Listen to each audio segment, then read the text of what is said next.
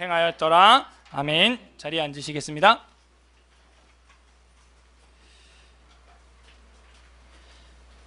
여러분은 착각을 해보신 적 있습니까? 분명히 내가 아는 사람이었는데 가서 인사하니까 모르는 사람인 거예요. 굉장히 당황스러워서 낯을 들지 못했던 그런 기억 없어요? 심지어는 뒷모습만 보고 달려가서 뒤통수를 갈겼는데 모르는 사람인 거예요. 어떻게 할 거예요? 어떤 분이 저를 보고요, 제가 다리 부러졌을 때 기부 쓰라고 목발을 짚고, 그때 사랑의 교회 다닐 때인데 그 큰 교회로 활보하고 돌아다니니까 와가지고 인사를 해요, 저한테. 다리 왜 그래? 교통사고 나가지고 부러졌어요. 이제 제 속으로, 누구지? 진짜? 지난주만 해도 괜찮았잖아. 그래서 예, 제가 지난번에 최근에 부러진 거예요, 이게. 근데 그래, 어떻게 하다가 누군지 도무지 모르겠어요. 그분은 저희 형이 다리가 부러진 줄 알고 저희 형 친구였던 거죠. 그래서 제가 이발도 못하고 병원에 있으면서 아주 남루하게 하고 교회에 기부스하고 오니까 저희 형이 약간 더 망가져서 온 어떤 그런 모습인 줄 알고 한참 인사를 하는 거예요. 나중에 알고 봤더니 저희 형 친구예요. 그리고 또 이제 어디선가 또 저희 형을 만났겠죠? 다리 괜찮네? 이러면서 지금도 제가 그게 벌써 8년 전 일인데 아직도 기억이 생생해요. 착각이라는 것은 이렇게 무서운 거예요. 인 줄 알았는데 아닌 거예요. 그런 거 있죠. 공포 드라마 보면은 한참 아이가 엄마랑 길을 가고 있는데 엄마가 내가 네 엄마로 보이니? 쏴 하는 거야, 그죠? 그죠? 저도 가끔 차 운전하다가 장난으로 이제 집사람이나 애들이 있으면 내가 네 아빠 같아 이러면서 운전 이러고 하고 있으면 이제 애들 표정이 이러고. 한 주간도 우리가 살아가면서 하나님을 섬긴 줄 알았는데 알고 봤더니 우상을 섬겼더라. 그거만큼 충격적인 착각은 없을 겁니다. 그래서 우상 숭배라고 하는 것이 우리가 단지 어떤 한 대상을 저버리고 다른 한 대상을 섬긴다 하는 것도 우상 숭배겠지만, 저희들이 많이 할 수 있는 우상 숭배는 하나님을 섬기면서 겸하여 다른 것도 함께 그게 하나님인 줄 알고 착각하고 섬기는 거예요. 그것을 두고 우상 숭배라고 우리는 정의합니다. 조금 더 쉽게 말한다면은 우상 숭배한다는 것은 내가 하나님만큼 좋아하는 것, 더 쉽게 말하면은 나는 이걸 잃어버리면 모든 게 다 무너질 것 같다 하는 것, 그 우상인 거예요. 그게 무엇이든지 간에. 오늘 오전 시간에는 사사기 17, 18장을 볼 거고 오후에는 19, 20, 21장을 보면서 사사기를 마무리할 텐데, 그 결론부에 해당하는 파트이기 때문에 여러분 1장부터 봤던 거를 총체적으로 12사사의 이야기들을 생각을 하시고, 그리고 오늘 27장부터 나타나는 그 착각, 결론적으로 보여주는 이스라엘 백성들의 착각이 무엇이었나 하는 것을 우상이라는 나비라고 하는 제목으로 오전에는 살펴보도록 하겠습니다. 여러분, 나비, 우상이라는 나비? 나비야 고양이인가? 야옹. 그 나비를 말하는 게 아니고 버터플라이 나비를 말하죠. 여러분, 나비 효과라고 들어보셨습니까? 작은 일이었는데 나중에는 그게 큰 바람이 된다는 거야. 나비가 한번 펄럭펄럭 날았을 뿐인데 지구 반대편에서는 그 에너지가 플러스가 돼서 태풍이 일어난다 하는 효과를 말하는 겁니다. 실제로 그게 증명되지는 못해요. 그런데 이런 거 있죠. 만화 영화 같은 거 보면은 자동차가 벼랑 끝에 달려가다가 벼랑 끝에 탁 걸쳤어요. 그래서 이러고 끼루 이러고 있을 때 맨 앞에 꼭 누가 와서 앉아요? 그죠? 꼭 이렇게 차가 낭떠러지에 딱 걸려서 떨어지는 말라 하고 있을 때 여기 갈매기가 앉으면 좀 세고, 이제 만화 영화에서 뭐가 깃털 하나가 띵띵띵띵띵 탁 했는데 우 하고 확 떨어지는 거야. 그러니까 작은 효과가 너무나 큰 대가를 가져오게 된다 하는 거를 말하죠. 나비 효과가 바로 그런 거를 말하는 거예요. 나는 작은 행동이었는데 이게 나중에는 결과적으로 너무나 큰 파급적인 효과를 몰고 온다 하는 겁니다. 그것이 우리는 착각에서 시작된다는 것이죠. 17장, 18장이 한 세트로 묶어야 될 것이고 19장부터 21장을 아니면 20장까지 한 세트로 묶고 21장은 결말로 놔둔다 할지라도 아무튼 두 트랙의 이야기가 결론으로 두 가지를 우리에게 보여주고 있어요. 두 바퀴가 굴러가고 있는 걸 우리에게 보여주고 있는데 1절에 보게 되면은요, 에브라임 산지에라고 하면서 에브라임 지역이 나옵니다. 여러분, 에브라임 사람들의 특징을 지난번에 우리가 공부했었죠. 이 사람들의 특징이 뭐였어요? 늘 뒷북을 치네요. 뒷북을 쳐가지고 꼭 보상을 요구하고, 그러다가 누구한테 혼쭐 났어요? 어떤 선지자한테, 어떤 사사한테, 입다한테 아주 그냥 엄청나게 맞았죠. 그러고 나서 다시는 이제 뭐 기드온한테 가서 뭐, 야, 우리는 왜 빼고 전쟁에 나갔냐 하니까 뭐 기드온은 달래는 스타일이었죠. 아, 너희들이 끝물이 우리 만물보다 낫다 이러면서 달랬는데, 기드온은 달랬지만 입다는 그렇게 안 했어요. 그냥 쳐들어가서 다 죽이고, 사투리 쓰는 사람 다 죽이고, 뭐 그 십볼레 기억나세요? 예, 그 사건이 있었어요. 그 뒤로는 에브라임 지파가 찍소리도 못하고 있었죠. 에브라임 지파가 근데 또 문제가 결말에 이렇게 드러납니다. 에브라임 산지에서, 그 에브라임 땅에서 문제가 생겨요. 근데 여기만 뿐만이 아니고 우리가 19장에 넘어가게 되면은 19장 1절에서도 오후 예배 때 보겠지만 한번 보세요. 19장 1절에 이스라엘의 왕이 없을 때 에브라임 산지 구석에서 또 어떤 일이 터지는 거예요. 그죠? 그래서 계속해서 이 에브라임 산지 이야기가 등장하게 됩니다. 여러분, 에브라임은 누가 거기서 리더로 살았던 곳이에요? 여호수아가 에브라임 지파였습니다. 그래가지고 잘 나갔죠. 그래서 우리를 위해서 제비 하나 더 뽑아달라 그러고 땅 더 달라 그러고 막 로비를 하고 이랬던 지파입니다. 여호수아랑 같은 지파니까. 그래서 여호수아가 공평하게 함으로써 그런 거를 들어주지 않았죠. 모르긴 몰라도 그 이후부터도 계속해서 불평불만이 있었나 봐요. 그래서 기드온한테 가서 찝쩍거리고, 입다한테 가서 또 찝쩍거리고, 그러나자 이제는 더 이상 찝쩍거릴 만한 사사가 없으니까 그 안에서 이제 썩고 썩어서 타락한 그런 모습을 우리에게 보여주고 있어요. 이게 사사기의 결론이고, 그 결론을 보여주는 지형, 배경입니다. 에브라임 산지라는 곳이죠. 늘 에브라임 하면은 저는 여호수아가 생각나는데, 여호수아가 속해 있던 에브라임 지파가 이렇게 악의 축이 그야말로 된다는 것은 너무나 가슴 아픈 이야기죠. 그래서 17장과 18장의 에브라임 이야기로 시작하고 19장에서 21장의 두 번째 트랙이 역시 또 에브라임 이야기로 시작합니다. 결론부터 말씀드리면은 그랬던 에브라임 지파, 에브라임 지역, 여러분 이거 영적으로 어떤 모양이라 그랬어요? 이 사사기가? 네? 네, 나선형 하강 곡선이라 그랬죠. 그래서 바닥을 치는 장면이라 그랬어요. 그러면 에브라임 산지, 에브라임 사람들이 사는 곳, 여호수아가 있었던 곳, 그곳에서 사사기에 바닥을 치는 결론을 보여준다는 것은 어떤 의미가 있어요? 리더십이 속해 있었던 곳이라고 해서 다른 것 없다 하는 거예요. 리더십이 속한 곳이지만 똑같이 무너진다 하는 걸 보여주는 거예요. 우리가 에스라 뭐 성경 강좌 말씀 하지만 우리 안에도 그 작은 착각이 엄청난 태풍을 몰고 올 수 있다는 겁니다. 저희들이 그 정신을 바짝 차려야 할 필요가 있어요. 바닥을 치게 되면 이제 어떻게 될까요? 상승을 하겠죠. 그래서 이제 점점점 하강형이 아니라 상승형 나선 곡선을 그리는 거는 이제 룻기를 지나서 사무엘상에 나오는데, 우리 사무엘상 1장 한번 펼쳐보시죠. 한 다다음 주 가서야 보겠지만 이제 벌써 사무엘상까지 우리가 왔어요. 1장 1절에 보면은 뭐래요? 예? 1장 1절 다 같이 읽어보죠. 시작! 에브라임 산지 라마다임 소빔에 에브라임 사람 엘가나라 하는 사람이 있었으니 그는 여로보암의 아들이요 엘리오의 손자요 도우의 증손이요 수베. 네, 어디 지역이에요?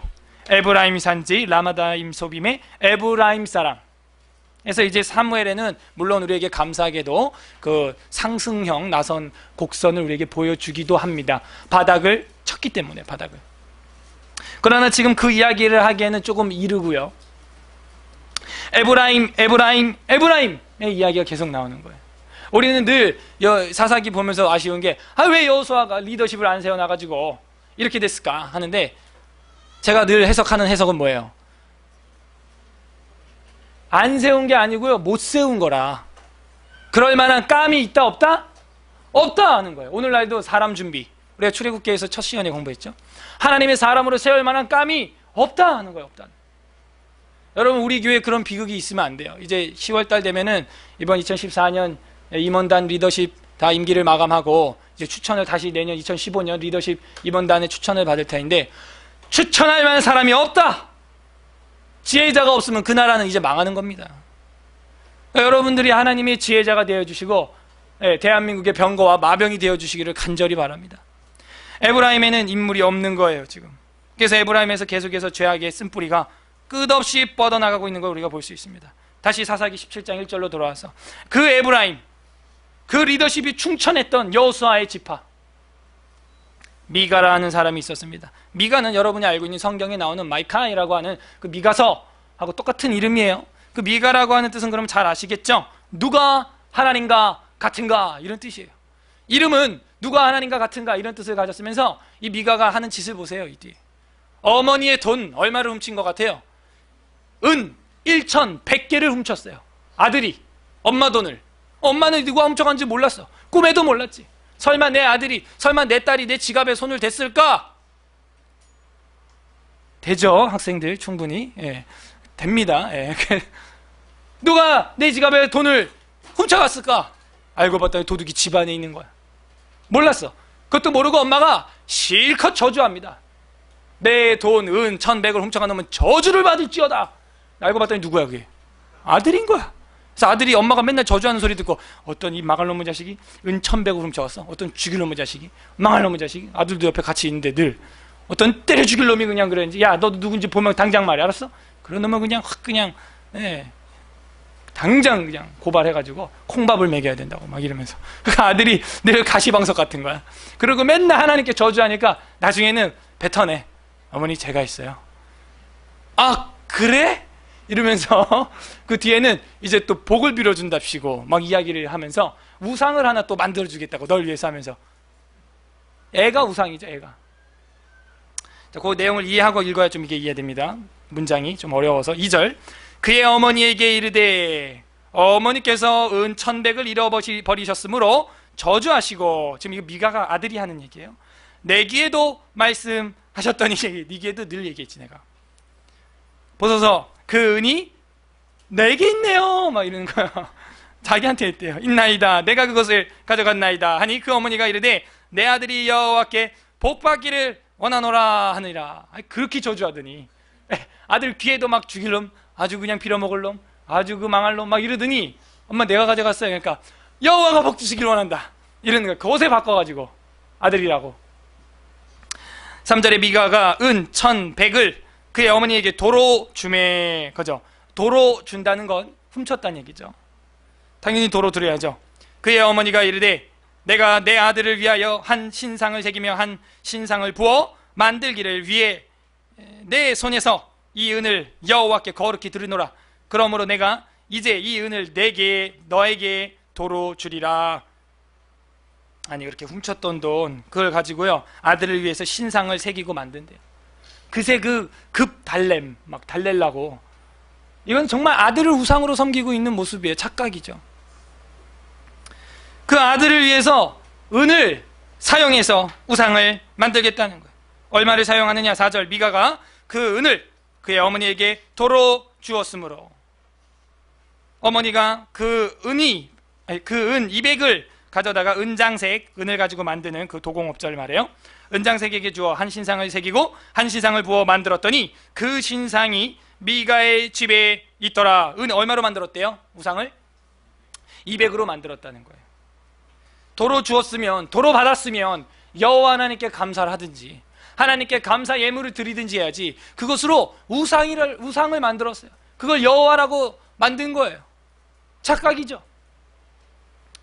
지금 한 집안에 도둑질이 우상 숭배까지 연관되는 거 우리가 볼 수가 있습니다. 여러분 그래서 우리가 정리할 수 있는 것은 지금 첫 번째 타락이 1절 2절에 나오는 게 개인의 도덕적 타락 그렇게 적어 놓으면 좋겠어요. 뭐 몇 장 몇 절 꼭 못 적어도 돼요. 스토리상 적으면 돼요. 1, 2절이 개인의 도덕적 타락이 나왔죠. 뭐예요? 엄마 돈을 훔쳤어요. 여러분 엄마 돈이 내 거, 아빠 돈이 내 거, 내 돈이 아빠 돈. 이런 학생들 조심하세요. 그 걸리면 이제 맞아요. 엄마 아빠한테. 작은 도덕적 타락이었어요. 돈 하나 훔친 걸로 시작했어요. 뭐 크다면 크고 작다면 작은 돈인데 사실 작은 돈은 아니에요. 여러분 은 1,100이 얼마인지 가늠이 되십니까? 이게 잘 가늠이 안 돼요. 우리가 은 1,100이라고 하면 무게로 치면은 약 12kg 정도 나가요. 금이 아니기 때문에 싸긴 하겠죠. 은이니까. 근데 은 12kg 우리 아이들 몸무게보다 더 나가는 거예요. 보통 저런 애들이 한 10kg 나가는데 왔다 갔다 하는데 12kg이니까 저 애들보다 더 큰 은덩이, 순은덩이가 있었다는. 그거 이제 팔면은 그 돈이 얼마냐? 현 시가로 하면요, 제가 알아봤더니 은 한 돈에 3,000원 조금 넘어요. 은 한 돈, 한 돈에 3,000원 조금 넘어요. 한 돈이라고 하는 것은요 3.75g, 3.75g, 3g 정도 되는데 4g 조금 되죠? 덜 되죠? 그게 한 3,000원 왔다 갔다 곱해보고 계산을 해보니까요, 이게 은 1,100이다 이러면요, 세겔이라고 하는 무게 단위로 따질 때 한 1,100만 원, 1,200만 원 하는 거예요. 이게 적은 돈은 아니죠. 그걸 아들이 훔쳤었던 겁니다. 그랬는데 그것이 지금 3절에 보니까 어떻게 된 거예요? 개인의 종교적 타락으로 연결이 되는 거예요. 개인의 도덕적 타락이 개인의 종교적 타락으로 딱 연결이 됩니다. 바울이 말합니다. 너희가 양심을 버렸으므로 믿음에서도 파선하였느니라. 여러분, 우리가 양심을 잘 지켜야겠어요. 양심에 구멍이 나면 그 배는 침몰하는 배가 됩니다. 개인의 도덕적 타락이 개인의 종교적 타락으로 번지게 되고, 4절하고 6절을 이제 보겠는데 4절은 봤고요. 이제 5, 6절을 보겠습니다. 그 사람 미가에게 신당이 있었으므로 그가 에봇과 드라빔은 야곱의 라헬이라고 하는 딸이 훔쳐갔었던 걸 우리가 기억하죠. 가문의 우상 단지를 말합니다. 가신, 가정신을 말하는 거예요. 에봇과 드라빔을 만들고 한 아들을 세워 그의 제사장으로 삼았다. 여러분, 에봇 하면 누구 에봇이 또 기억나요? 기드온의 에봇 기억나시죠? 기드온이 그게 잘했던 게 아니라니까요. 그게 우상의 하나의 이미지로 남을 수 있는 그런 형태였다. 은근히 왕이 되고 싶었던 거죠. 70명의 아들들이나 낳고 다 처절하면서 아들의 이름은 아비멜렉이라고 하면서 아비는 왕이다 하는 이름을 지어주고, 기드온도 결코 끝이 좋진 않았어요. 그래서 에봇과 드라빔을 만들고 한 아들을 세워 그의 제사장으로 삼았더라. 여러분, 제사장 누가 드릴 수 있는 거예요? 레위인이 드릴 수 있는 거죠. 그나마 이 우상은 레위인도 못 드리는 거라. 어떻게 이 우상 숭배하는데 레위인을 쓸 수 있겠어요? 자기 멋대로 캐스팅을 해다가 멋대로 소견대로 눈에 보기 좋은 대로 행하는 거예요. 그래서 결론을 내리죠. 벌써 6절 다 같이 한번 읽어보겠습니다. 시작. 그때 이스라엘에 왕이 없으므로 사람마다 자기 소견에 오른 대로 행하였더라. 여러분, 여기서 우리가 이 왕이 없다 하는 것은 이 육신의 실제 정치적 왕이 없는 것도 시대상으로 사실이지만, 우리가 이걸 더 깊이 음미해 본다면은 어떤 왕이 없다는 거예요? 영적인 왕이 없다는 거예요. 여러분, 이들의 마음속에 하나님이 왕이에요, 아니에요? 지금 현재 이스라엘 마음속에, 에브라임 산지에 있는 사람들 마음속에 하나님이 왕입니까, 아닙니까? 아니잖아요. 내가 왕인 거예요. 그래서 내 소견에 옳은 대로 행했다 하는 거예요. 지난주에 배웠던 걸 또 이제 복습을, 아까 기드온 이야기도 했지만 이제 삼손 이야기도, 그러니까 이 결론부를 우리가 해석할 때는 이 사사기 앞부분에 있었던 그 12사사들의 그 생활들 있죠. 그걸 다 끌어와서 한번 접목을 시켜서 해석을 하면요, 쉽게 해석이 됩니다. 여기 소견이라고 되어 있는데 이 소견은 뭘 말하는 것 같습니까? 제 소견에는 한자죠. 우리 쉽게 말하면 이거 뭐예요? 풀어서 한글로 말하면 내가 보기에는, 내 눈으로 바라볼 때, 내 이 육신의 눈으로 볼 때는 어떻게 보인다는 거예요? 내가 볼 땐 옳다 하는 거예요, 그게. 근데 이게 어디서 쓰였냐면은 그 앞에 삼손 기억나요? 삼손이 뭘 요구했었어요, 지난주에? 아빠한테, 마노아한테. 날마다 새롭죠. 예, 그래서 제가 할 일이 많고, 그 사사기 14장 3절 하고 사사기 14장 3절과 7절을 우리가 보겠습니다. 앞으로 올라오세요. 자, 사사기 14장 3절. 그의 부모가 그에게 이르되 내 형제들의 딸 중에나 백성 중에서 어찌 여자가 없어서 네가 할례받지 아니한 블레셋 사람에게 가서 아내를 맞이하려 하느냐 하니, 삼손이 뭐라 그래요? 그의 아버지에게 이르되 내가 그 여자를 좋아하오니 나를 위하여 그 여자를 데리고 오소서, 막 그랬죠. 이거를 직역으로 해석하면 어떻게 된다 그랬어요? 나를 위하여 취하소서, 왜냐하면 그녀가 내 눈에 보기 좋기 때문입니다 하는 거예요. 7절에 넘어가서 아래 7절 다 같이 읽어보죠. 시작.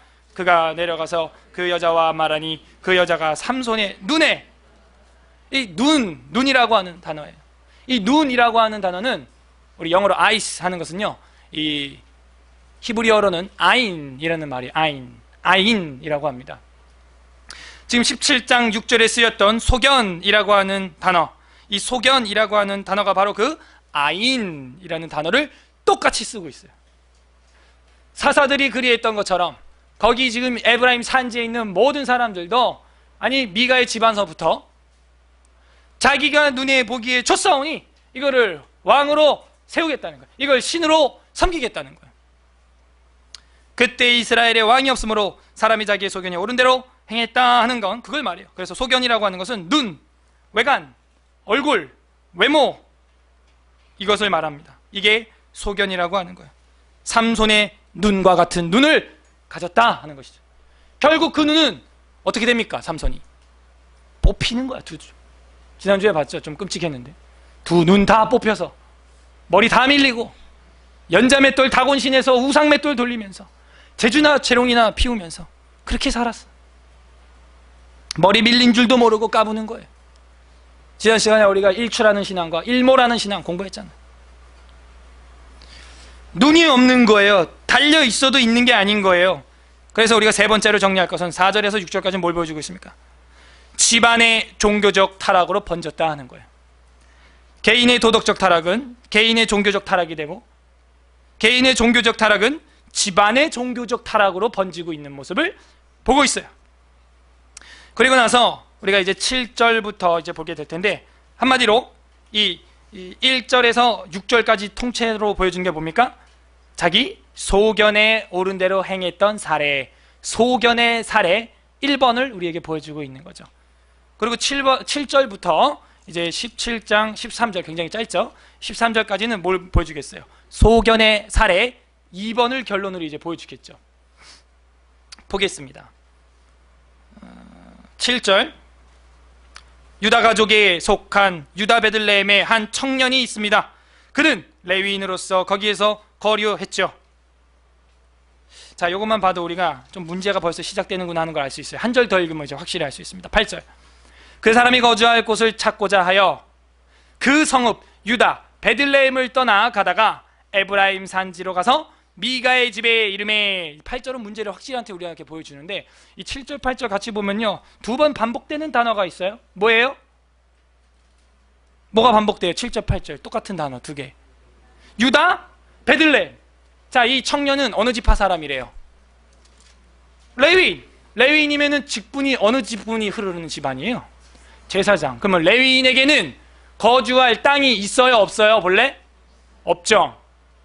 그리고 땅이나 어떤 그런 건 없고 잠자고 이렇게 양들을 풀을 먹일 수 있는 필드 정도, 마당 정도는 받을 수 있다. 그래서 몇 개의 성읍을 여호수아가 분할해 줬었죠?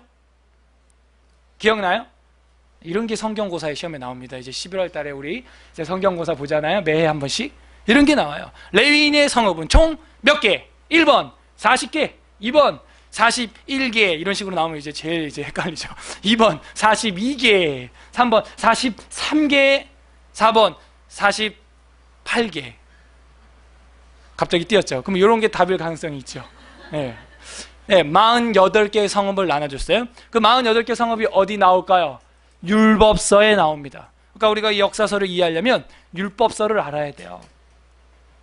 율법서에도 나오고 그 다음에 이제 뒤에 가면 여호수아서에도 이제 자세히 나옵니다. 그래서 제가 그 명단을 쫙 찾아봤는데 거기에는 유다 베들레헴을 레위인들의 성읍으로 준 적이 없어요. 예. 지금 이 레위인은 문제가 있는 레위인이죠. 거기 유다 베들레헴은 어떤 레위 지파한테도 어떤 레위 자손 고앗 게르손 무라리 어떤 게르손 고앗 무라리 자손에게도 준 적이 없는 성이라는 거예요. 근데 이 녀석이 왜 거기 살았는지 모르겠어요. 왜 뛰쳐나가는지 모르겠어요. 그 앞절이 대변해주고 있죠. 아인, 자기 눈에 좋은 대로 행하던 막대먹은 시대였다는 거예요. 오늘날로 치면 목회자들이, 교육자들이, 리더십이, 항존직들이 자기 멋대로 한다는 거예요. 법칙이 없어요. 네. 그리고 더욱이나 이 레위인은 소년이에요? 청년이에요? 장년이에요? 청년이죠. 여러분은 몇 살을 청년으로 정의하십니까? 유태인들은 몇 살에 성인식을 한다 그래요? 13살에 2차 성징이 나타나면 어른 취급을 해준다 하잖아요. 그리고 우리나라나 이렇게 30살이 돼도 장가를 안 가고 막 속을 새기고 그러지, 외국 같은 경우에는요 벌써 어떻게 된 거예요? 이 나이면요, 이 나이면 벌써 애가 몇 명이라, 그죠? 그러니까 청년이라고 한다면 못해도 20살에서 넉넉 잡고 20살에서 25살 그 정도로 우리가 봅니다. 아니면 28, 29까지도 봐줄게요. 예, 29까지도. 30부터는 이제 무너지기 시작합니다. 예. 제가 신방할 때마다 제가 어떤 특정 어떤 청년에만 얘기 안 해요. 할 때마다 모든 청년들한테 하는 소리예요. 30 넘어가면 힘들다. 모든 게 힘들어요. 심지어 노는 것도 힘들어. 먹는 것도 힘들고. 제가 깜짝 놀란 건 뭔지 알아요? 자는 것도 힘들어. 다 힘들어 이제. 예. 그래서 청년이라 할 때는 한 20살에서 29 정도로 우리는 봅니다. 자, 그러면 이 청년이 어디로 들어가는가 했더니 8절 끝에 에브라임 산지에 가서 미가라 하는 사람, 미가의 집에 이르렀다는 거예요. 그래서 8절에 넘어가서 9절에 보면은 미가가 그에게 묻되 너는 어디서부터 오느냐 하니 그가 이르되 나는 유다 베들레헴의 레위인으로서 거류할 곳을 찾으러 가노라 하는지라. 잘못됐죠. 미가가 그에게 이르되 네가 나와 함께 거주하면 나를 위하여 아버지와 제사장이 되라. 제가 연령대 이야기를 길게 한 이유가 여기 있어요. 청년이라니까요. 근데 지금 이 미가가 뭘 되어달라고 이 레위인한테 요청해요? 아버지가 되어달래요. 그리고 제사장이 되어달래요. 이게 가당한 이야기입니까? 아니 이제 청년이라고, 이제 20살, 이제 19, 뭐 21 이런데요, 그보다 더 나이 많은 어른이 자기한테 아버지가 되어달라고 하는 거예요. 그리고 제사장이 되어달래요. 제사장은 아무나 되는 줄 아십니까? 제사장은 규례를 따라 제사장이 될 만한 사람이 따로 있어요. 제사장은요, 그 제사의 직분, 제사의 사명을 받은 그 혈통, 그 전통을 따라서 제사장의 자격이 주어지는 것이지 미가가 줄 수 있는 자격이 아니라는 겁니다. 지금 우리는 여러 가지 문제를 볼 수 있는데 10절에서는 젊은 자를 아버지로 여긴다는 것이 자기 소견에서 행하는 거죠. 그 다음에 하는 구절이 뭐예요? 10절 중반에 해마다 은열과 의복 한 벌과 먹을 것을 주리라 이러는 거예요. 돈, 옷, 먹을 거 준다 그러니까 레위인이 들어갑니다.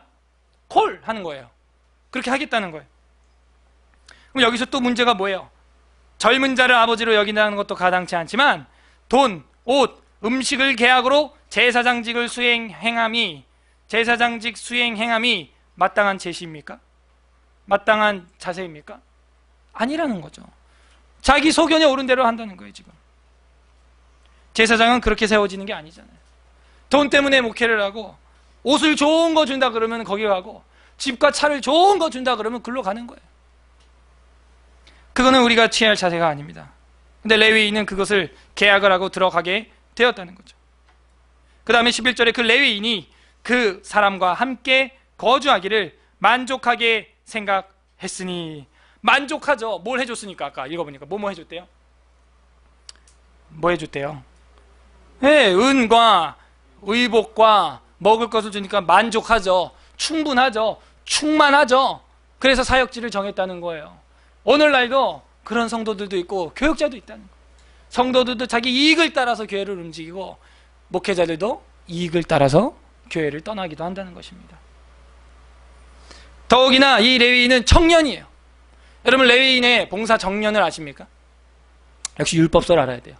은퇴는 리타이어는 이제 50인데 그 지원해서 시작하는 거는 몇 살부터 해요? 30살부터 해요. 30살. 어떻게 이 젊은 청년이 제사장 업무를 진행할 수 있겠어요? 말이 안 된다는 거예요. 말이. 그것도 우상을 향하여. 더 말이 안 되죠. 12절 미가가 그 레위인을 거룩하게 구별하매 그 청년이 미가에게, 청년이라는 단어를 또 쓰죠, 미가의 제사장이 되어 그 집에 있었더라. 이런 걸 두고 우리는 싹군이라 그러는 거예요. 가짜, 거짓 선지자, 거짓 제사장이라고 하는 겁니다.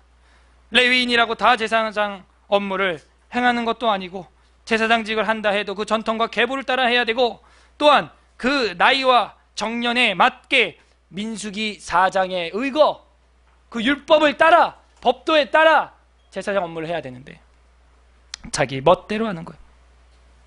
저희 교단에는 그래서 뭐 결혼을 안 하면은 이제 목사 안수를 안 준다든지 어떤 그런 제도가 있습니다. 예. 결혼을 하고 해야 뭐 아내의 마음을 이해하고 하나님 마음 이해하고 자녀를 낳아야 또 성도들의 그 가정을 이해하고 신방이 되고 하지, 새팔해가지고 뭐 장로라고 자기가 그러고 그거 안 된다는 거예요. 그게. 그리고 나서 여기 12절에 우리가 좀 이해 안 되는 단어가 있는데, 미가가 그 레위인을 어떻게 했대요? 이 거룩하다는 말이 어울려요? 가당한 단어입니까 이게 지금? 여러분 읽다 보니까 자연스러워요? 부자연스러워요? 근데 앞에 스토리를 우리가 읽다 보니까 이 거룩하게 구별했다, 이런 걸 어떻게 거룩하다고 할 수 있을까? 이게 어디서 나오는 거냐면요, 예, 이 카도시, 카다시 하는 단어인데, 여기서는 근데 카도시, 카다시 단어가 아니에요. 이게 그래서 제가 볼 때는 조금 문제가 있습니다. 어떤 문제가 있냐면 번역의 문제가 있어요. 이 거룩하게 구별했다라고 하면은 조금 너무 뭐라 그럴까요? 하나님 앞에 불경스러운 좀 뉘앙스고요. 거룩한 게 아니잖아요. 우리가 생각하는 거룩은 하나님 앞에서 구별돼서 하나님께 뭔가 드려지는 것들을 거룩하다 이렇게 얘기해야 되는데, 우상 숭배할 레위인을 뽑았는데 그걸 거룩하게 구별했다라는 이 번역 자체가 어울리지 않습니다. 그래서 제가 이걸 두고 좀 고민을 많이 해봤는데요. 간단하게 말하면 거룩하게 구별함이라고 번역하기에는 맞지 않고, 문법상 히브리어로 보면 이게 마라라고 하는 것인데, 마라의 쓴물하고 다른 마라입니다. 이건 마라라고 하는 단어예요. 그러니까 카더시라는 단어도 아닙니다. 이게 보니까 히브리어로. 그래서 마라라고 하는 단어인데, 여기서는 좀 어려운 말이에요. 잘 들어봐요. 접속사와 함께 동사 PL 와우 계속형 3인칭 남성 단수로 쓰였어. 그러니까 이러니까 이게 머리가 터지는 거라. 그래서 저도 이걸로 다 외우지 못하고, 이 툴이 있어요. 뭐 바이블웍스나 이런 분해를 시켜버리는 컴퓨터 성경 프로그램을 동원해야 알 수 있어요. 그래서 이제 그리고 히브리어 생긴 그 꼬물꼬물한 히브리어 이미지를 보면 알 수가 있습니다. 근데 여기서 중요한 것은 제가 동사 PL 와우 계속 3인칭 남성 단수로 쓰였다 그랬는데, PL이라고 하는 건 우리 뭔지 모르죠.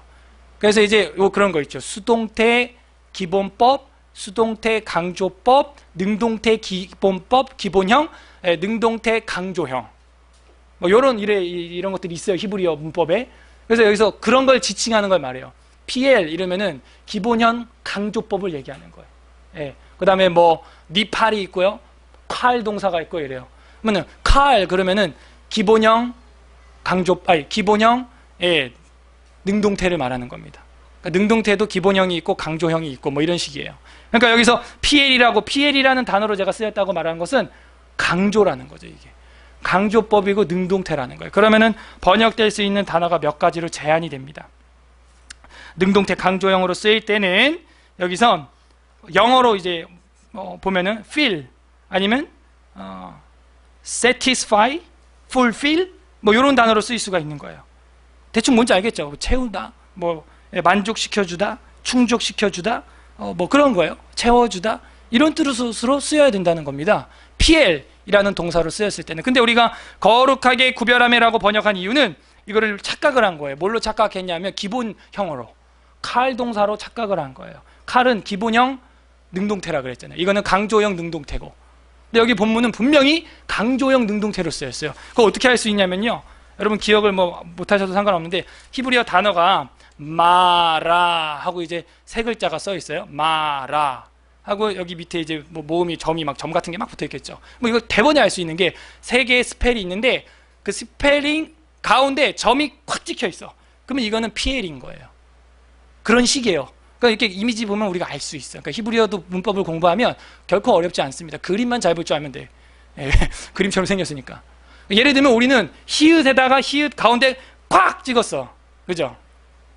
그러면 이제 그 앞뒤로 무슨 글자가 있다. 그러면 이건 이제 강조형 능동태로 쓰여. 그 모양에서 딱 드러난다는 거죠. 그러니까 이건 정확해요. 뭐 제론의 여지가 없어요.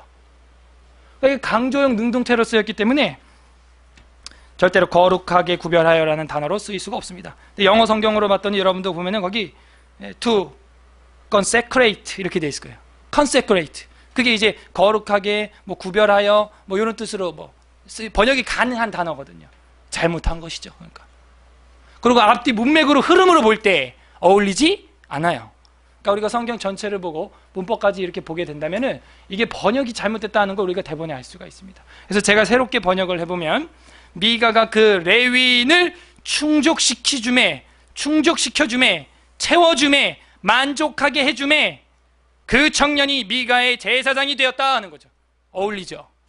그게 어디서 나와요? 아까 11절에서도 그 레위인이 그 사람과 함께 거주하기를 만족하게 생각하니 어울리잖아요. 그리고 문법적으로도 정확합니다. 그게. 제가 뭐 어떤 주석을 봐도 이런 해석은 없어요. 이건 제가 순순히 해석한 겁니다. 그러니까 이게 대하설교의 힘이에요. 이렇게 하나하나 단어까지도 뜯어서 볼 수도 있죠. 근데 우리가 시간이 많지 않아서 뭐 매번 이렇게 할 수는 없고, 아무튼 그래요. 하나님 말씀 볼 땐 더 깊이도 볼 수 있어요. 예. 어쨌든 이 레위인을 거룩하게 구별한 게 아니에요. 이게 뭐냐? 자기의 소견에 옳은 대로 번역을 한 거야. 예. 그래서 번역도 그렇게 자기 눈에 좋게 하면 안 돼요. 예. 그래서 레위인을 충족시켜줌에, 채워줌에 그 청년이 제사장이 되었다. 이거는 발람의 죄죠. 돈을 주니까, 옷을 주니까, 은을 주니까 그 일을 하겠다는. 우리는 그 보수를 따라 움직이는 사람들이 아닙니다. 보람을 따라 움직여야 될 줄로 믿습니다. 예. 그래서 제 소견의 사례 두 번째는 계속해서 타락한, 이 종교적 타락을 하는 레위인에 대하여 보여주고 있는 것이죠. 그리고 이제 13절을 보게 되면, 이에 미가가 이르되 레위인이 내 제사장이 되었으니 이제 여호와께서 내게 복 주실 줄 아노라. 착각하네. 이제 복 주실 줄 아노라 하니라 하면서 다 끝나요. 어이가 없죠, 우리가 보면. 서두에도 말씀드렸지만 저희도 하나님인 줄 알았는데 등 두드리고 보니까 남인 거예요. 내가 아는 사람인 줄 알았는데 등 두드리고 보니까 처음 보는 사람인 거예요. 미가의 큰 착각은 뭡니까? 이렇게 하면 하나님 앞에 복을 받을 줄로 아는 거예요. 우리가 그런 게 많아요. 내가 이렇게 했으니까, 내가 이렇게 교회에서 하니까, 이렇게 했으니까 난 복을 받겠지. 딱 하나 있습니다. 말씀대로 하면 복을 받습니다. 그건 정확해요. 그러나 내 나름대로, 내 소견에 오른 대로 내가 볼 때 이렇게 해야 돼, 그렇게 해놓고 내가 복을 받겠다. 미가의 착각이죠. 지금 우리가 이 두 번째 소견의 사례에서 정리할 수 있는 거는 이제 또 아까 계속 1번, 2번, 3번 했던 것처럼 4번 해가지고 7절부터 13절, 이게 통째로 뭘 보여주냐? 집안의 종교적 타락에서 이제는 4번 해놓고 전염된 종교적 타락. 전염된 종교적 타락. 개인의 도덕적 타락은 개인의 종교적 타락으로, 개인의 종교적 타락은 집안의 종교적 타락으로, 집안의 종교적 타락은 이웃의 종교적 타락으로, 전염된 종교적 타락으로 이어진다는 거예요. 이게 죄의 힘이에요. 작은 것 하나였는데 이만큼 무서운 거예요. 여러분, 여호수아서에서 아칸이라고 하는 사람이 하나님의 전리품을 훔쳐놨다가 아코르 골짜기에서 다 돌에 맞아서 죽었던 거 기억나십니까? 그 작은 죄 하나가 전염이 파격적인 거예요. 하나님은 제비를 뽑아가면서 회개할 찬스를 여러 번 줬잖아요. 우리 공부 다 했던 거예요. 유다 지파가 뽑혔어요. 삽디의 집안이 뽑혔어요. 갈미의 집안이 뽑혀요. 아니 그러면은 회개를 해야 될 거 아니에요. 회개를 안 하는 거예요. 그 작은 죄 하나를 회개 안 함으로 말미암아 선악과를 먹어버리는 그런 죄에 빠지게 된 거죠. 그래서 이 전염된 종교적 타락, 공동체에 문제를 일으킬 수 있고 공동체를 파괴시킬 수 있는 파괴력을 가지고 있는 것, 이것이 바로 죄다 하는 거예요. 한 개인의 타락이, 그것도 도덕적인 타락, 엄마 돈을 훔쳤던 것, 그것이 지금 점점점 큰 눈덩이처럼 재앙으로 커져가는 것을 우리가 볼 수 있습니다. 그 결론을 뭐라고 맺었냐? 이제 여호와께서 내게 복 주실 줄 아노라 하는 거예요. 하나님의 이름으로 자신의 야망을 채우려고 한다는 거예요. 예수 그리스도의 이름으로 사업을 한다 그러면서 그걸 이용하고 있는 거예요. 공부를 한다 그러면서, 직장을 구한다 하면서 주님을 이용해 먹는 거예요. 그리고 잘 될 때만 하나님께 영광을 돌리는 거예요. 잘 안 될 때는 하나님 어디 있어? 하나님 있으면 이룰 수 있나? 하나님 계시면 이룰 수 있나? 우리는 그런 우상을 섬기고 있습니다. 지금 자녀가 우상일 수도 있고요, 남편이 우상일 수도 있고요, 아내가 우상일 수도 있어요. 이번 주에 개강 수련을 하면서 우상이라고 하는 주제로 강사 목사님을 통해서 한 가지 배운 게 제가 이 설교를 준비하면서 좀 떠올랐어요. 계속 우리에게 우상이 많다는 거예요. 그렇게 이거 잃어버리면 안 돼요 하는 게 많다는 거예요. 나 이거만큼은 놓을 수 없어요 하는 게 있다는 거예요. 그래놓고 하나님 앞에서 복 주실 줄 아노라 이러고 있는 거예요. 야곱의 이야기 여러분 잘 아시죠? 그래서 찾아보지 않고도 한번 스토리텔링을 해볼게요. 아시다시피 야곱은 라헬과 레아 중에 누구를 좋아했어요? 라헬을 좋아했죠. 근데 결혼하고 보니까 누구예요? 독립투사처럼 생긴 레아가 튀어나오는 거예요. 대한독립 만세 이러면서. 그래서 아침에 당황했죠. 그리고 전기불도 없고 뭐 그런 고대 사회에서 충분히 착각할 만하죠. 라헬인 줄 알았다는 거예요. 야곱에게는 라헬이 우상이었어요. 7년을 갖다 바쳤어 거기다. 그죠? 주를 위해서는 7일도 일하는 모습을 보기 힘든데 교회에 나와선 7분도 기도하는 모습을 보기 힘든데 세상을 위해서는 막 7일, 70일, 막 70년을 보내 그냥. 그 끝에는 라헬이 기다리고 있었어요? 아침에 눈 떠보니까 누가 나와? 레아가 기다리고 있다는 거예요.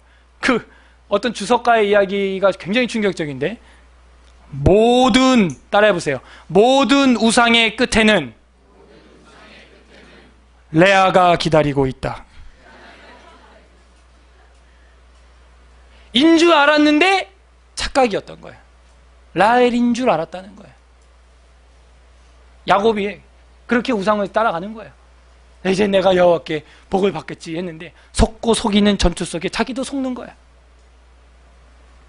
그리고 나서 레아도 상심하죠. 자기는 동생과 껴서 파는 1+1이었던 거야.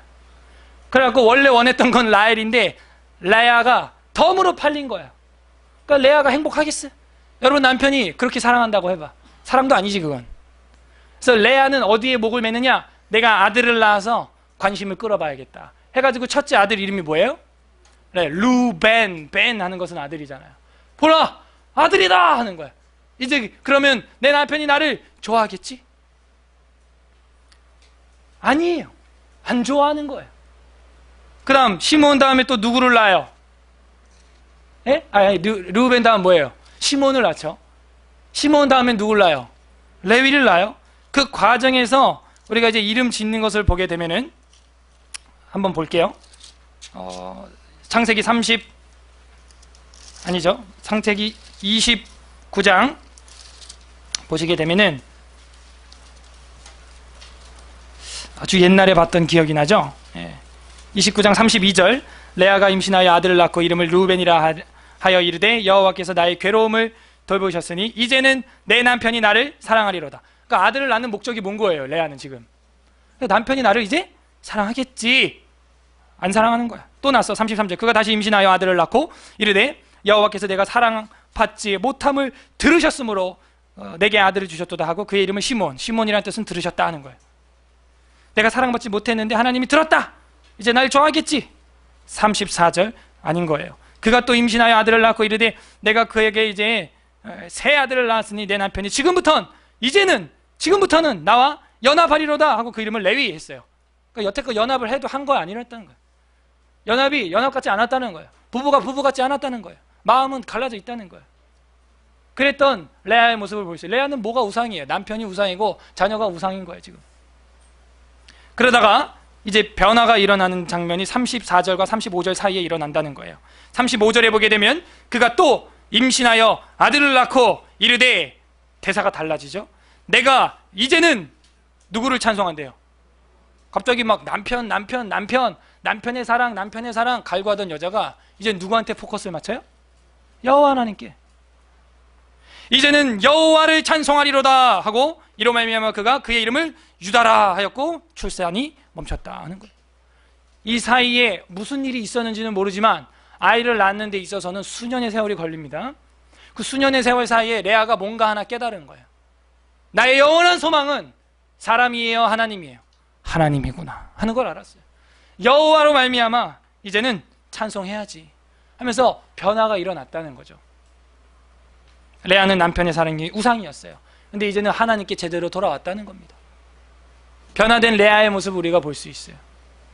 야곱은 라헬이 우상이었고 레아는 야곱이 우상이었고, 근데 레아는 돌아왔는데 야곱은 아직도 못 돌아오고 요셉, 베냐민, 막 라헬 끝까지 그 우상을 놓지 못하다가 130년 동안 무슨 세월? 험악한 세월을 보내고 끝나는 거 우리가 볼 수 있죠. 다시 돌아와서 사사기에서 보여주는 게 뭐예요? 여호와께 내게 복을 주시로다 착각을 하고 있는 거예요. 우리가 남편을, 아내를, 자녀를, 부모를, 사랑하는 사람을 우상으로 여길 수 있다 하는 것입니다. 그리고 복받을 걸로 착각하는 거예요. 그리고 하나님의 이름으로 나의 야망을, 나의 목회 성공을 지향하는 거예요. 우상의 끝에는 늘 누가 기다리고 있다고요? 네, 충격이 기다리고 있다는 거예요.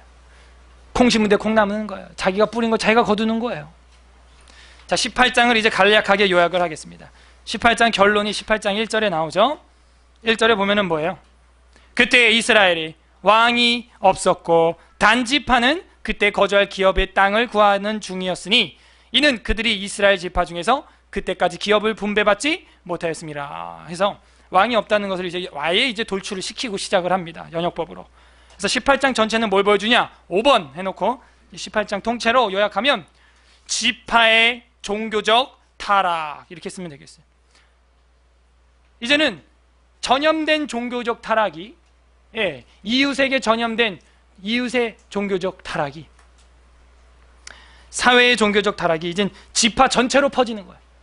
지파의 종교적 타락. 그 지파가 누구냐? 단지파예요. 우리가 사사 중에서 삼손 어느 지파였어요? 단지파 마지막 사사였죠. 삼손. 그래서 그 삼손이 속해 있던 지파의 이야기가 나옵니다. 그래서 어떤 일이 있냐면 2절에 이 사람들이 땅이 없었다 그러죠. 여태껏 땅 분배를 못 받았대요. 그래서 땅 분배를 받기 위해서 5명의 용사를 뽑아가지고 단지파가 돌아다니기 시작합니다. 그래가지고 이제는 유숙할 곳을 찾아서 미가 집에 머물게 돼요.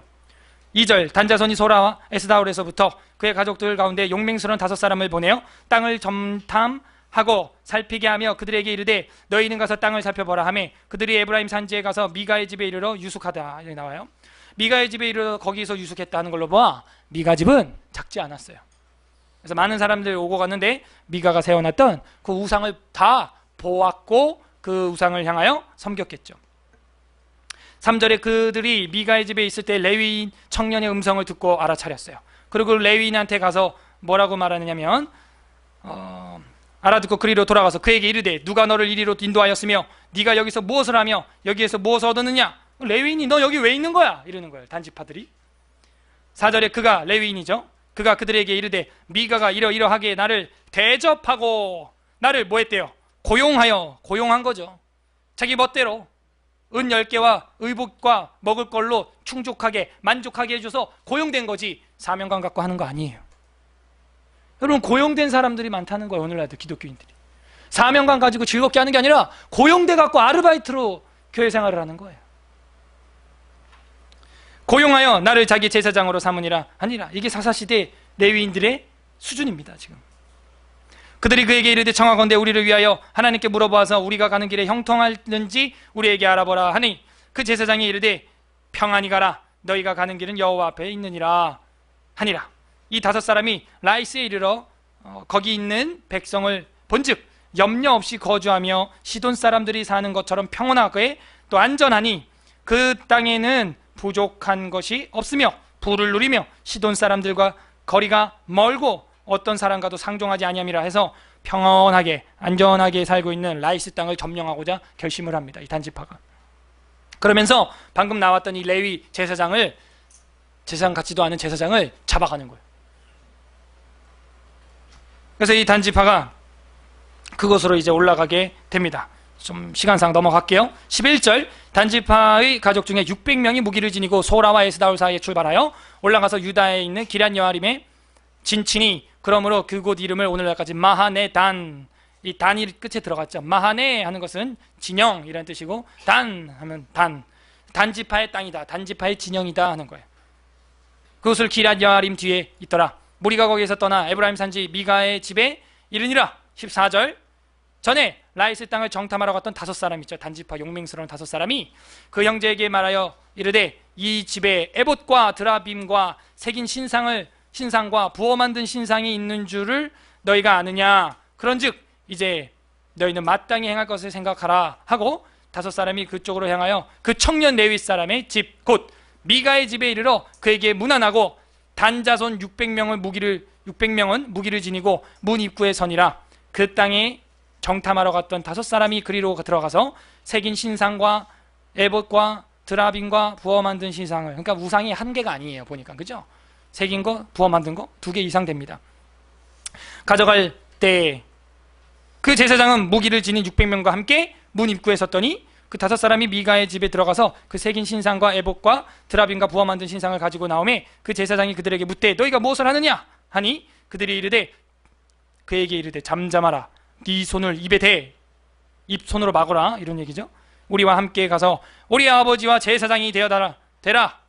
네가 한 사람의 집의 제사장이 되는 것과 이스라엘 한 지파 한 족속의 제사장이 되는 것 중에 어느 것이 낫겠느냐 한지라. 20절 그 제사장이 마음에 기뻐하여. 우상 섬기는 싹군 제사장인 거야. 너가 미가 집에서 월급 받는 거하고 한 지파 전체에서 월급 받는 거하고 어떤 게 낫겠냐 한번 자세히 좀 생각해봐라 이 멍청아. 그랬더니 레위 청년이 어허 하더니 한 지파가 연봉이 더 세겠네 이러고 갔다는 거야. 지금 미가는 이 뒤로 손 놔요. 그냥 이 집은 뭐 힘이 없으니까, 군력이 군사력이 없으니까. 21절 그들이 돌이켜 어린아이들과 가축과 값진 물건들을 앞세우며 길을 떠나더니 그들이 미가의 집을 멀리 떠나 때 미가가 이웃집 사람들을 모여 단자손을 따라 붙어서 단자손을 부르는지라. 그들이 얼굴을 돌려 미가에게 이르되 네가 무슨 일로 이같이 모아가지고 왔느냐 하니 미가가 이르되 내가 만든 신들과 제사장을 빼앗아 갔으니 이제 내게 오히려 남아있는 것이 무엇이냐. 너희가 어찌하여 나더러 무슨 일이냐고 하느냐.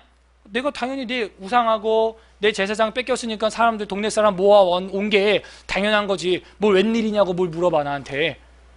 뭐 그런 소리예요. 달라 이거예요. 다시 25절에 단자손이 그에게 이르되 네 목소리를 우리에게 들리게 하지 마라. 너 말하지 마. 시끄러. 뭐 이런 얘기죠. 말라 노한 자들이 너희를 쳐서 네 생명과 네 가족의 생명을 잃게 할까 하노라. 죽기 싫으면 조용해 이 얘기죠. 단자손이 자기의 길을 간지라. 미가가 단자손이 자기보다 강한 것을 보고 돌이켜 집으로 돌아갔더라. 자기 소견에 옳은 대로 행하는 거야. 자기 힘이 좋은 대로 행하는 거예요.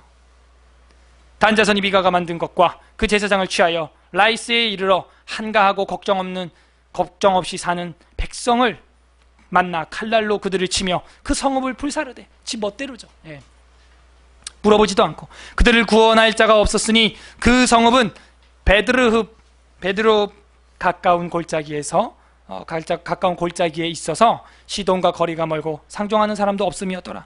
단자손이 성읍을 세우고 거기 거주하면서 이스라엘에게 나타난 그들의 조상 단의 이름을 따라 그 성의 이름을 단이라 하니라. 그 성의 본래 이름은 라이스였더라. 단자손이 자기들을 위하여 그 새긴 신상을 세웠고 누구를 위하여? 거기 밑줄 치는 거예요. 우상이 이거라니까요. 30절에 단자손이 자기를 위하여 하는 거예요. 나를 위하여 하는 거예요. 그 우상이에요. 모세의 손자요. 이 모세의 손자가 나온다. 게르솜의 아들인 요나단과 그 자손은 단지파의 제사장이 되어 그 땅 백성이 사로잡히는 날까지 이르렀더라. 모세의 직계 자손들도 그 언약 백성들도 가나안 백성화 되었다는 걸 보여주고 있어요. 하나님의 집이 실로에 있을 동안에 미가가 만든 바 새긴 신상이 단자손에게 있었더라 하는 거죠. 모세의 손자들까지도 신앙을 흔들어 버리는 그 단자손의 모습을 볼 수 있어요. 한 지파의 죄를 볼 수 있죠. 정리합니다. 이제 17장 18장 뭘 보여주고 있습니까? 한 개인이 돈 훔쳤던 도덕적 타락이 개인의 종교적 타락으로, 개인의 종교적 타락이 집안의 종교적 타락으로, 집안의 종교적 타락이 이웃의 종교적 타락으로 전염이 되고, 이웃의 종교적 타락이 한 단지파라고 하는 삼손을 대표하는 그 지파의 전체적인 종교적 타락으로 번져버렸고, 이제는 자기들 나름대로 하나님을 섬기면서 자기가 하나님이 돼가지고 섬기는 거예요. 처음에는 나비가 한번 펄럭거렸는데 끝에 가니까 태풍이 불어오는 거예요.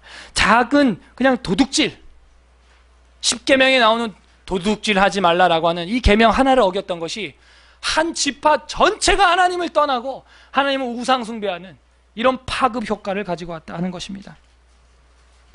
한 개인이 얼마나 중요한가 하는 걸 보여주고 있어요.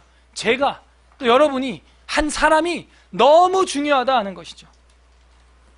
왜냐하면 그 한 사람의 도덕적 죄가 개인의 종교적 죄로 나비 효과를 일으킬 수 있기 때문입니다. 나비 효과를 일으켜서 지파의 전체적인 종교적 타락으로 번지게 하기 때문이죠. 그러므로 우리는 작은 죄라 할지라도 생각조차도 조심하면서 그 죄와 싸우되 피 흘리기까지 싸워야 될 줄로 믿습니다. 그 죄 때문에 예수님이 십자가에 죽으신 거예요. 그 죄를 도말하시려고 이 땅에 오신 거예요. 그 죄의 은혜를, 아니 그 죄 사함의 은혜를 우리가 받았잖아요. 그런데 우리가 이제 막 산다. 그럼 구원파하고 다를 바 없는 거예요. 한 구절 읽고 마치겠습니다. 히브리서 12장 2절에서 4절. 히브리서 신약 성경입니다. 읽고 기도하고 마치겠습니다. 12장 2절에서 4절. 신약 성경 367페이지. 히브리서 12장 2절에서 4절입니다. 2절에서 4절입니다. 우리 2절부터 4절 같이 읽겠습니다. 시작. 믿음의 주요 또 온전하게 하시는 이인 예수를 바라보자.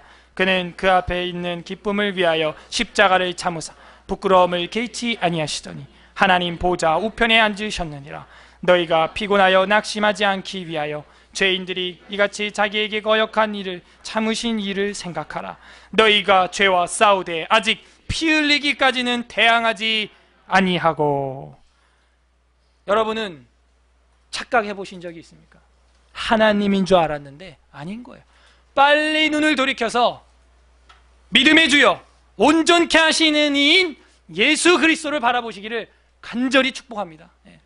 여러분 그런 마음이 있어야 돼요. 하나님을 바라봐야 돼요. 예수님을 바라봐야 돼요. 알고 봤더니 아니더라 이러면 여러분 어쩌려고 하십니까? 그리고 4절에서 말한 것처럼 그 전에 십자가를 기억하시고요. 너희가 죄와 싸우되 어떻게 싸워요? 피 흘리기까지 싸워야 된다는, 피 흘리기까지. 여러분 그렇게 치열하게 싸우고 있습니까? 내 마음속에 수평선 저 멀리서 돛담배에 돛대가 보이듯이 음란과 탐욕과 권력과 이런 욕심들이 모일 때 그때 다스려야 하는 거예요. 그때 그거를 제거하지 않으면 그게 영적인 나비 효과가 된다는 것입니다. 그러므로 우리 마음속에 지금 펄럭펄럭 예쁘게 움직이고 춤추고 있는 나비가 혹 이 시간 있다면 이 시간 우리가 기도할 때 하나님 앞에서 다 소멸하시기를 바랍니다. 그 죄의 나비는 없어져야 되는 거예요.